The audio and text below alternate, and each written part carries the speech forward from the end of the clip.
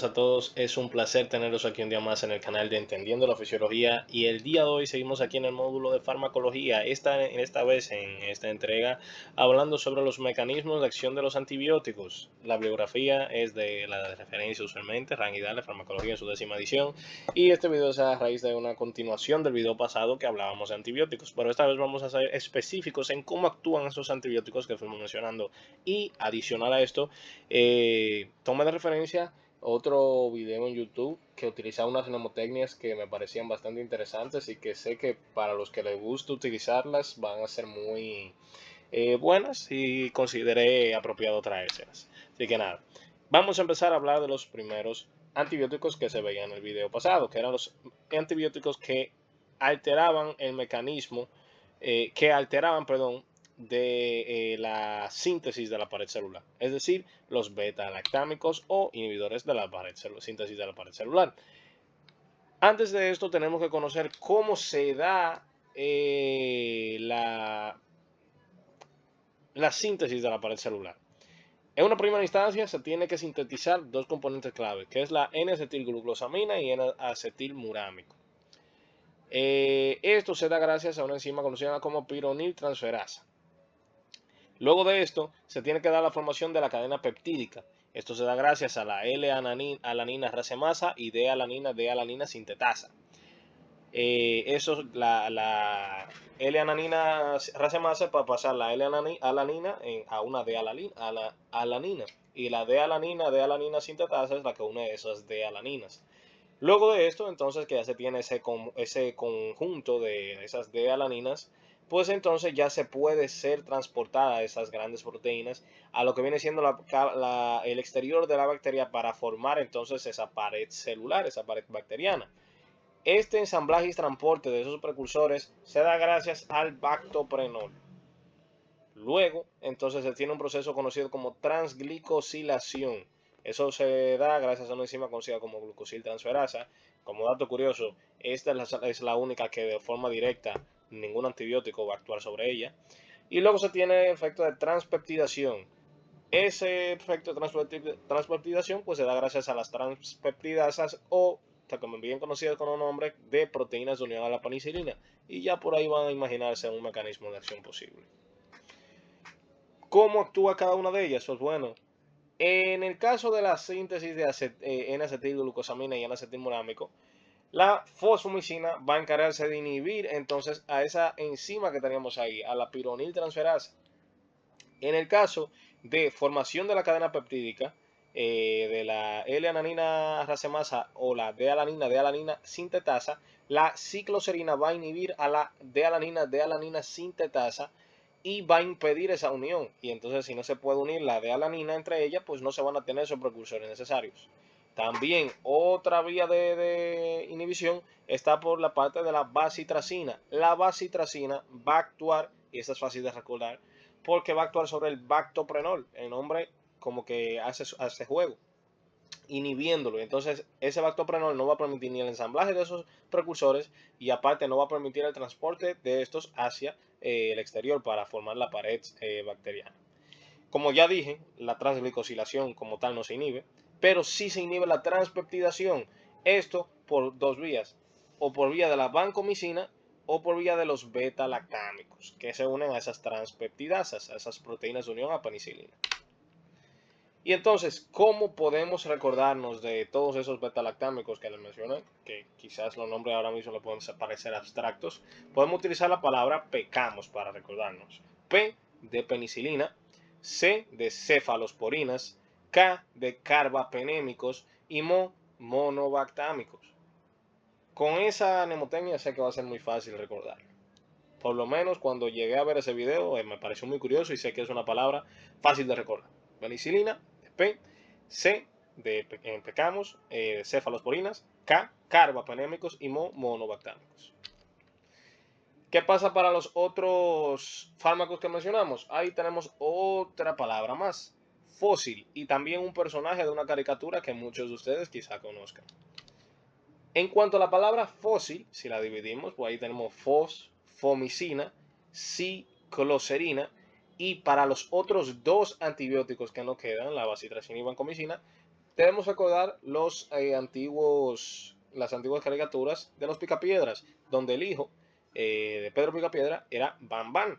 Entonces, Bam Bam nos va a permitir recordar a bacitracina y vancomicina. Entonces, si recordamos eso, podemos tenerlo. Y aparte, las cosas como se relacionan, fósil, es de dinosaurios, antigüedad y demás, de la misma era de los Picapiedra, básicamente. Entonces, puede ser relacionado. Ahora vamos a hablar del grupo de antibióticos que actúan a nivel de la membrana citoplasmática bacteriana, que alteran esto. Ahí vemos entonces a las polimixinas, que estas, ¿cómo van a accionar? Uniéndose a fosfolípidos de membrana y van a destruir la membrana por un efecto detergente intrínseco que van a tener.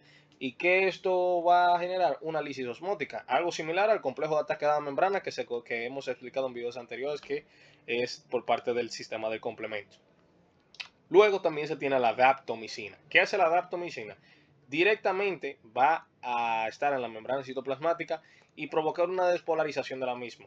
Esto entonces, ese mecanismo de despolarización, conociendo que en múltiples videos de la parte de fisiología que hemos mencionamos lo importante que son los procesos de repolarización y despolarización de membrana. Si se provoca una despolarización mantenida, pues puede haber una inhibición de múltiples mecanismos intrabacterianos en este caso, los cuales se van a ver desfavorecidos. Entonces esto puede provocar entonces esa muerte bacteriana. ¿Cómo podemos recordar estos dos fármacos? Por esta palabra tan sencilla, pol dance. Polimixinas, dance de daptomicina. Una frase bastante sencilla de recordar, que sé que van a poder tener en mente. Ahora, vamos con los inhibidores de la síntesis proteica. Cuando hablamos de estos inhibidores de la síntesis proteica, pues ya tenemos que recordar lo que dijimos en el video pasado. Estos van a interferir pues, a nivel de los ribosomas, algunos a la unidad grande, la 50S, y algunos a la unidad pequeña, la 30S. ¿Cómo se sintetizan las proteínas en una primera instancia? Hay varios procesos: iniciación, elongación, y dentro del proceso de elongación entra el reconocimiento del codón, la formación del enlace peptídico y la translocación, y finalmente el proceso de terminación. Entonces, ¿cuáles van a ser esos inhibidores de la síntesis proteica? Vamos a tener las streptograminas, cloranfenicol, lifocosamidas, linesolid, macrólidos, tetraciclinas y aminoglucósidos. Y vamos a hablar primero de los que inhiben a la unidad 30S, la unidad pequeña, que está aquí abajo. Ahí entran las tetraciclinas y los aminoglucósidos. ¿Cómo actúan las tetraciclinas? Las tetraciclinas inhiben la unión del complejo ARN transferencia con el ARN mensajero. Ahora, hablando de los aminoglucósidos, estos tienen dos funciones. La primera, exactamente igual a lo que son las tetraciclinas, pero adicional a esto, tienen una función que es que alteran la lectura del ARN mensajero que va a llegar al ribosoma, haciendo que se pueda generar quizás una proteína anómala o que directamente ese codón no pueda ser leído. Entonces se inhibe la capacidad de generar esas proteínas que van a conformar a la bacteria. Ahora, hablando de los inhibidores de la síntesis proteica que afectan a su unidad 50S, ahí entra el cloranfenicol. El cloranfenicol, para ser específicos, va a inhibir el proceso de transpeptidación, que es básicamente el mismo proceso que veíamos ahí en la síntesis de la pared celular, pero a nivel lo que es el ribosoma. También tenemos el linesolid. El linesolid va a ser muy específico, y ojo con eso, tomen nota, porque se va a unir al ARN 23S de la subunidad 50S. Esa ARN 23S es el complejo forma parte del complejo de inicio para la lectura de ese ARN mensajero que va a permitir entonces la síntesis proteica. Luego entran los macrólidos y lincosamidas. Ambos van a tener un mecanismo de acción similar, para no decir prácticamente igual, que es inhibir la transpeptidasa y actuar a un nivel de lo que es la translocación, ese proceso que mencionábamos al inicio que forma parte del esquema para la síntesis proteica, a ese nivel de la translocación y transpeptidación. Finalmente tenemos lo que son las streptograminas. Estas tienen una característica única, podría decir, a diferencia de los demás antibióticos que mencionaremos en este video, y es que estas tienen dos tipos. Estas primero lo que van a hacer es inhibir la transpeptidación, pero ¿qué pasa? Estas tienen dos subtipos, un tipo A y un tipo B, y son características porque estas pueden actuar de una forma sinergista, que al estar presentes una y otra, pues aumentan más su efecto de inhibir el proceso de transpeptidación. O sea que se puede rejugar con ese elemento. ¿Cómo podríamos recordarnos toda esa gran lista de antibióticos que inhiben la síntesis proteínica? Pues bueno, por esas tres palabras: estrés, clima y TEA.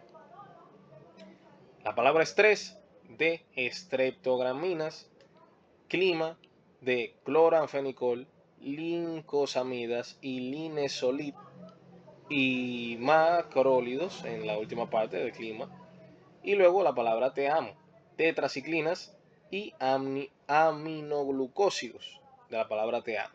Esas tres palabras, estrés, clima y TEAMO, si las desglosamos, vamos sí o sí a recordarnos de estos términos.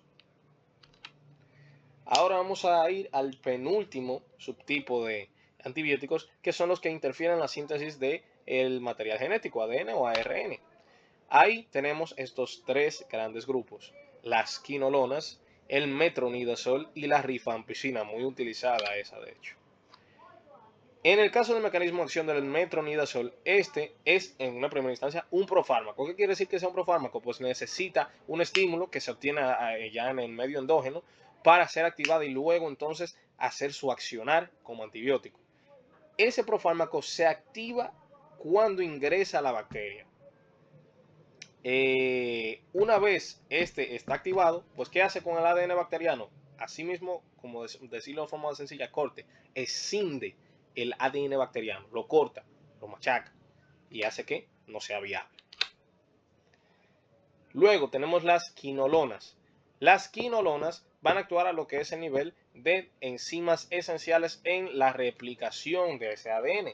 Va a actuar inhibiendo la topoisomerasa 4 y la ADN girasa. La ADN girasa, que es esa que desenrolla el ADN para poder crear la horquilla de replicación, y la topoisomerasa 4, que actúa entonces en la replicación como tal de ese ADN para colocar las bases nitrogenadas y demás. Las quinolonas inhiben eso. Finalmente, tenemos entonces la rifampicina. ¿Qué inhibe la rifampicina? Inhibe la ARN polimerasa. Yo esas, por ejemplo, siempre me las recuerdo, no solo por la dromotécnica que veremos adelante, sino porque si la rifampicina inhibe al ARN, pues fíjense que ambos tienen R. O sea, puede ser que sea muy abstracto, pero por lo menos a mí me sirve. Rifampicina de ARN. Hago mucho énfasis en esa R del inicio. Rifampicina de ARN. Entonces, por ahí como que logro asociarlos. ¿Cómo podemos crear una pequeña frase de modo de mnemotecnia para estos tres fármacos que inhiben o interfieren en la síntesis de ADN y ARN? La frase: quiere a Mary. Qui de quinolonas, me en Mary de metronidazol y ri de Mary en rifampicina. Y ahí pueden recordarlo fácil. Finalmente vamos con los últimos grupos de antibióticos que vamos a mencionar el día de hoy, que son los inhibidores de las vías metabólicas. Los inhibidores de las vías metabólicas engloban a estos dos grandes fármacos, las sulfonamidas y trimetoprim, que normalmente pueden encontrarlo o de seguro han visto recetas que dice trimetoprim sulfa, que es una combinación de estos dos antibióticos.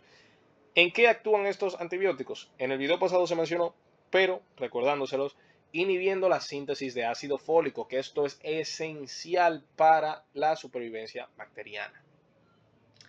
Porque el ácido fólico tiene que ver con la síntesis de ADN, se ve involucrado en múltiples procesos metabólicos, es un elemento esencial. Es un elemento esencial. ¿Cómo actúan estos fármacos? Pues bueno, las sulfonamidas, estas van a inhibir esa síntesis de ácido fólico mediante la inhibición o inactivación de la dihidropteroato sintetasa. Ojo con eso, sulfonamidas, dihidropteroato sintetasa. Si quieren recordarse lo más fácil, pues sulfonamidas, sintetasa. Sulfonamidas, sintetasa. Lo digo porque quizás recordar dihidropteroato, pues bueno, quizás se le complica. Pero lo correcto sería recordarlo completo. Dihidropteroato sintetasa. El trimetoprim hace lo mismo, pero inhibiendo la dihidrofolato reductasa.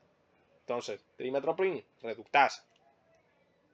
Ahí con eso no se pierden. Sulfonamida sintetasa, trimetoprim, reductasa. Pero siempre recuérdense la otra parte del nombre. Sulfonamidas, dihidropteroato sintetasa, trimetoprim, dihidrofolato reductasa. ¿Cómo podemos recordarnos de estos dos fármacos? Realmente son un nombre bien característico los dos, pero por si quisieran una mnemotecnia para esto, pues podemos tener la frase sutrineo, sulfonamidas, trimetoprim. Y ya con eso bastaría para poder tener esa técnica, ¿verdad?, de mnemotecnias para todos estos antibióticos que hemos mencionado en el video de hoy y el mecanismo de acción de los mismos. Pues nada, eso ha sido todo por la clase de hoy. Y en la próxima entrega aquí en la parte de farmacología vamos a hablar de lo que son los antimicóticos. Así que espero que hayan aprendido mucho y nos vemos en la próxima entrega.